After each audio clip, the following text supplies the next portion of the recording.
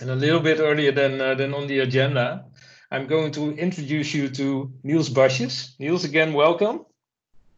Niels is working for bol.com for a very long time already, since 2008. I investigated you on the web. It's also nice always nice to have a little data about the speakers. Yeah, you work for the biggest website in the Netherlands and also the biggest online retailer. And you have to do a lot with data and AI, and you are going to talk about the story of the journey from bol.com in personalizing the customer journey through your website. And again, that has to do a lot with data and AI. So I'm going to listen to your story, and I think that we all will enjoy that story. Take it away, Bas. Okay. Can you all see my screen? Let me double check. I don't know whether with all I am a good representative, but I can see your screen, so I okay. Cool. Thank you. So, hi there. My name is Niels Basjes. Like was said, I work for bol.com for a very long time. I started in 2008 as one of the IT architects. And I have been introducing large-scale processing things since essentially that moment. Yes, now it works. So today I'm going to talk about real-time personalization and the vision we have in that area. I am going to talk about shopping in general, about having a conversation when you meet a salesperson, and that at bol.com we try to achieve essentially the same level of support for the customers. One of the primary things in there is data, real-time data. And I'm going to talk about how we measure that, how we transport it, and how we process it, and what kinds of things are important in that respect. A little bit background about myself. I have a master's degree in both computer science and business. I have been doing software development, algorithm research. I've done consultancy and all kinds of architecture roles. And nowadays I call myself corporate inventor because that effectively describes best what I do in real life. I also speak at a lot of conferences, and I made a I made a playlist for you to find under this link in case you want to look at some of my other talks. If I go to a store and I have a problem, I really hope that I find a salesperson who is knowledgeable in their field. And what I really hope they do is that they want to communicate with me, that they observe, listen to what I'm saying and showing, that they then try to understand and augment that with their knowledge of the assortment. Then based on that, they find the best suitable solution for me, and they then respond with that proposal. Based on that proposal, I will respond. And in general, you can say that each time they do a new proposal, the loop goes around. And the salesperson should remember what I said in the previous loops, because that is what is needed to figure out what the context is of what I'm asking now. And this context is especially important if the question is a bit vague. So if I say I want something to play with, it depends on the context. If I meant this, or maybe this, or in some cases even this. And the goal of a store, of bol.com and any retail store, is that we sell stuff, is that people are happy with the products they bought, and that we make some money. And then we went online. Years ago, we started with an online retail situation. And nowadays, you have the bol.com website with a lot of articles, a lot of products for sale. And it's really a lot for sale.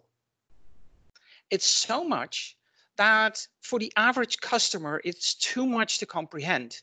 And even a salesperson cannot comprehend this volume of products.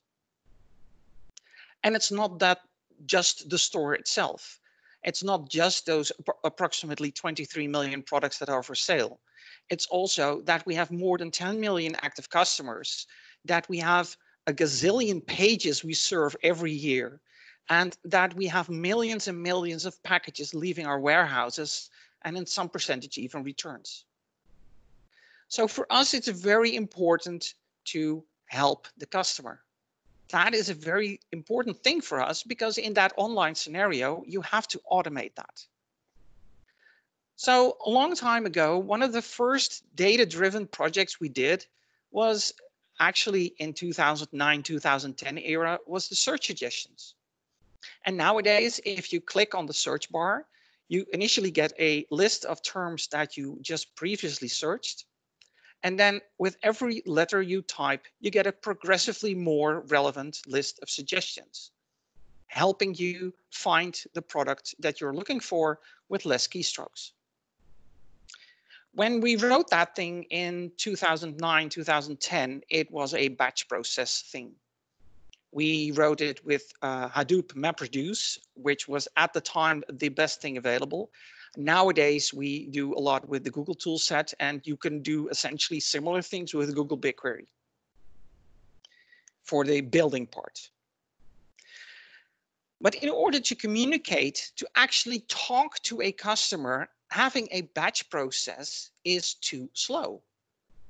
You must respond in time, because if you respond too slow, you end up with the wrong answer. You are no longer relevant to the context.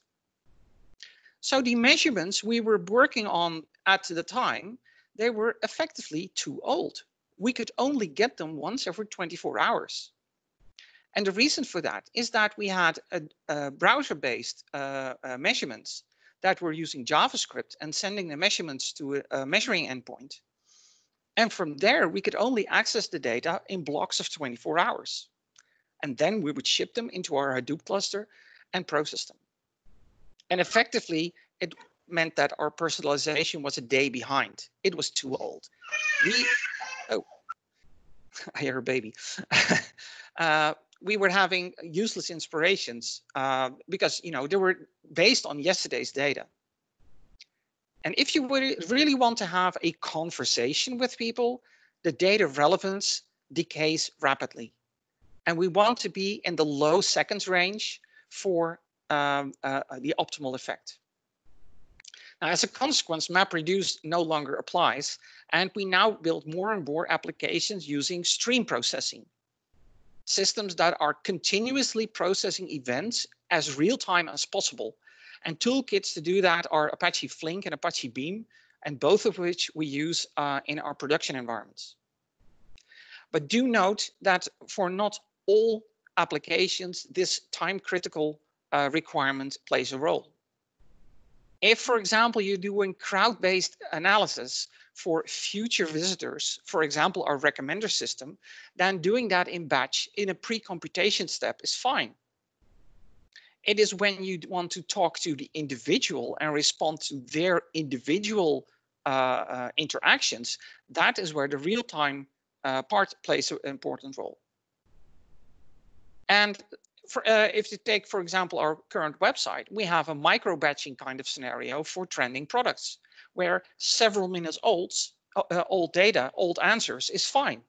It still means that if somebody in a predominant TV show holds up a book, that a lot of people will start searching for that, which will be detected, and a few minutes later, it will be on the homepage without any interaction for the next visitors to come.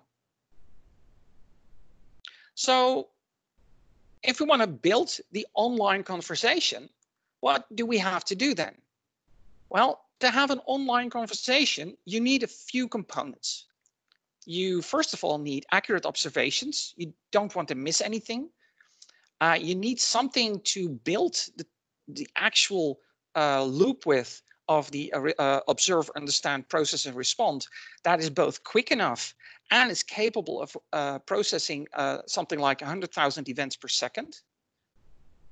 And you need to have state per session. You need to be able to remember per visitor what their previous responses were. And because of the this type of dialogue, the ordering of those events is important. It depends on the previous interactions, what the next interaction must be. So in the terms of the processing, that's an important thing. And for this online conversation, you see that within bol.com, we have several projects that work together and therefore are a bit overlapping to make this loop happen. We have a project called Measuring 2.0, which is partially about tagging the response and then observing it. We're working on an understanding project, which has, for example, data analysis of is this a robot or is this a hacker or something like that. We are doing what is essentially streaming data science, streaming, well, AI, machine learning, those kinds of things. And then based on the answers, we create new content. Now, one of the questions I repeatedly get is, why do you have a separate measuring project? Don't you have like Omniture and Google Analytics? Well, yeah, we do. But there are reasons. Because we want to measure the interaction, we really want to know what we are showing and why.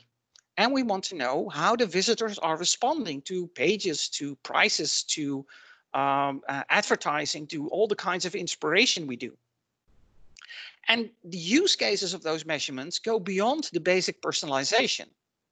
We also use it to optimize our website, to learn from the behavior of large groups of visitors, which part of our website are effective and which are not. And we also use it for things like fraud prevention, dashboarding, basic web analytics, but also data science people are working on attribution modeling and all kinds of other algorithms that may be useful for the company. And the problem with the existing measuring systems is that they're using JavaScript. And JavaScript measuring of interactions is fundamentally broken. The reason is that you are not measuring what is happening, you are measuring a side effect of what is happening, which causes that you have missing and duplicate events. It is blockable. Some browsers block it by default. Some people have plugins to do it. Some spiders or hackers or Googlebot simply do not execute JavaScript. We have had situations where we put too much information on a page and which broke the measurement because the URL became too long. The URL that fires the data to the endpoint simply broke. And in many cases, you are locked in. It's a boxed SaaS solution, which for your average dashboarding is fine. But if you want to do personalization on, it's not. So for our personalization use case, I really consider the JavaScript-based data to be like, yeah, not that good.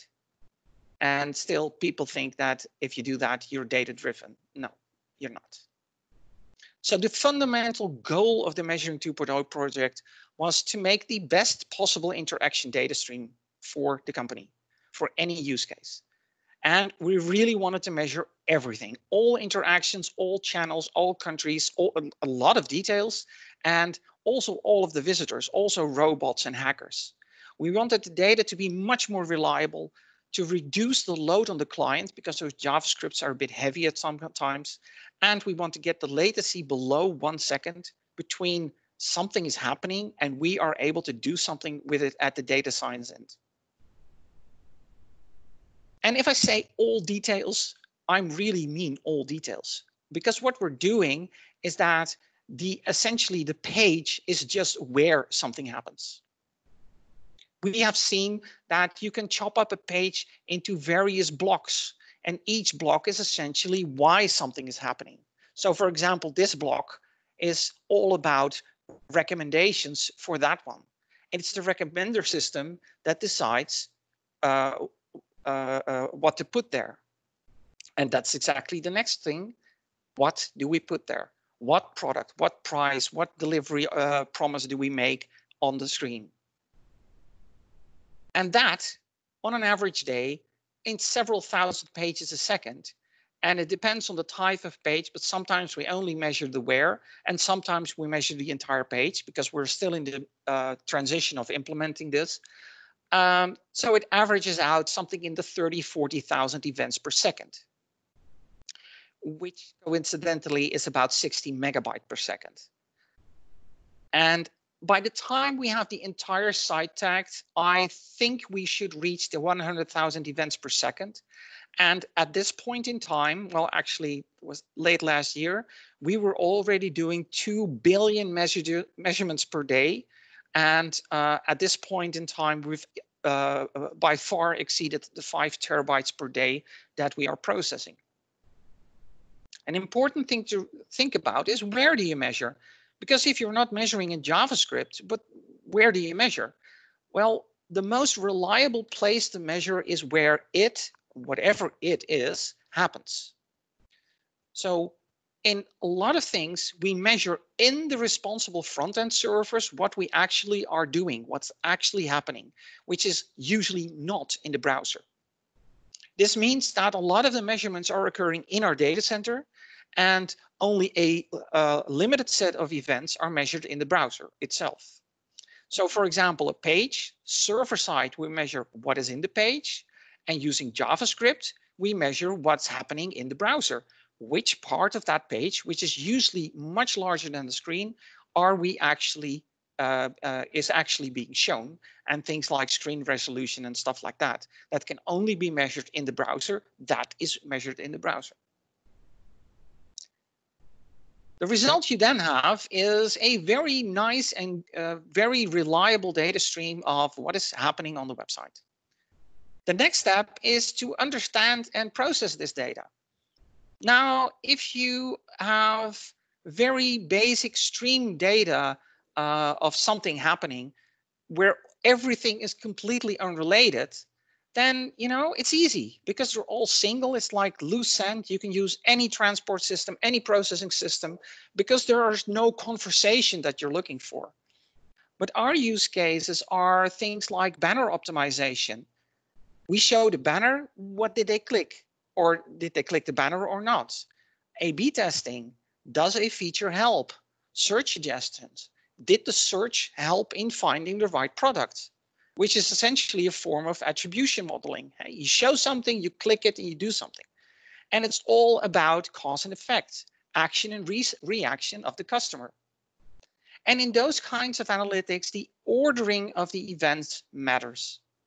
Because if you click a banner and then buy a product, then that banner was possibly part of the reason to buy. If the order is reversed, it was definitely not. And the was possibly and was definitely not is based on the ordering of those events. It's important to realize that repairing a broken event ordering is very hard. It is needlessly complex and it takes time. Because to repair the ordering, what you will start doing is that you create a buffer to buffer the events for, depending on the situation, maybe several minutes. And then when you have several minutes of data and you are sure enough that you will no longer get events that should be before the one that you want to process next, then you can output them. So you will have an additional latency, and that's not what we want. We want low latency. We want to have a real-time conversation, not minutes later. So the very important advice to you, if you start to build something like that, is for transporting the measurements, use a queue. Now, in computer science, a queue is a thing that maintains order. If you start looking around for tools to transport your messages, be aware that a lot of the tools do not maintain order. Now, we use the Google Cloud for a lot of things, and Google PubSub does not maintain order. It's documented that way. So for these kinds of use cases, we use Kafka, which is a system that does guarantee ordering. Now, there are quite a few tools that sort of lie about their ordering guarantees. They call themselves queue, but they're not, because they don't maintain order. Few examples is there is something called JMS queue, does not maintain order. ActiveMQ does not maintain order. And there are lots and lots of systems that have Q in their name, but they're not. So if you choose a tool and you need this for your use case, be careful, check the documentation if it really gives the guarantees you need. The next step in the pipeline is actually being able to process this data. So we need stateful processing, we need ordering, we need the scalability and all those requirements. And at this point in time, there is only one tool that actually delivers the entire set of promises, and that's Apache Flink. And then the last step is the respond. What do we actually put in the page? Well, as you can see, this is something that came up on the page when I was visiting the website a while ago, and it actually was recently viewed. And then what's happening in our website is that the link to the products that are shown here are augmented with additional information, with additional flags and fields, so that we can track which link was clicked, why it was there, and have a complete insight into which elements were viewed and clicked and which parts of the page were really effective. Now, the key question is, are we fast enough? Well, I checked with the teams that are actually building those real-time things, and the time between observing the data, processing it, doing the analytics, and then being able to build the response in 25 milliseconds. That gives us room for algorithms. You know, you can be something in the order of half a second and still be fast enough for building a real-time page for people. And, you know, every system has its hiccups. We also had a hiccup a while ago, and that hiccup showed us where the maximum lies of the processing stack we're building. Turns out that on a Saturday morning, it went down for about an hour, one of the processing components. And when it was started up again, it started doing catch up. And it started doing catch up at 130,000 events per second, which was exceeding the 250 megabytes per second range. And we had a good look at the metrics. What were the reasons for this limitation? And it was actually that we did not have enough CPU allocated for the processing to go faster. But that is just a setting. We were already having over 4 times the needed capacity to do the processing for the normal production situation. And that was fully utilized in this recovery scenario. I want to leave you with a few final remarks about in case you want to do this for your own company. And the first thing is that reliable, stateful, real-time big data is a reality. It's done. It is tools that are there. You can download them. There are companies that provide consultancy on them, and the volumes that you can actually process with them is staggering. If you design an application to do this, I really would like to give you that design around the data. How should the data move? Does the ordering matter? How much volume do you have? What kinds of pattern analysis do you want to do on it? And choose then the tools that match those requirements. What I have seen in the past is that people first pick the tool that they have in the company. You know, for example, you are in the Google Cloud and you start with PubSub and Beam. And those are then the tools that you are using. And then afterwards you figure out, it doesn't work. And you have to do everything over again. Really start with the data. Do realize that streaming data science is a new field. It is different than what, for example, Apache Spark did a few years ago, which was very fast batches. Real streaming data science is a different field with different algorithms, with different kinds of AI that you can and cannot do. And the mindset switch is hard for a lot of people. And what I've also found in doing this for the last 12 years is that data science is sometimes seen as a golden hammer. It is not. You truly need to understand your data. You need to understand what you try to do with it. And what I have found is that very simple statistics is often good enough to get very valuable results that deliver high value to the company with essentially very minimal effort to realize. Thank you for listening. I hope this is useful for you guys. And is the question and answer part at the end or right now? It's fine by me either way. Well, as we have time left, there can be questions now. I already invited people to use the chat option for that. So if you have any questions, please enter them in the chat session. First of all, a big thank you, Niels, for sharing this interesting journey with all these impressive figures that you mentioned. And you already told me about the 5 terabytes of data that you process every day. But also these 30,000 events per second, the closing the loop in 25 milliseconds. Wow, that's really impressive. And that's my point. That is the reality of today. And a while ago, I was somewhere speaking, and I heard people say that they talked to their IT experts and they proposed to do essentially something like this, and they were told it is impossible. And what I am trying to show is that we are a seriously big website with seriously big data volumes, and we are actually doing it. It's not easy, and it can be done.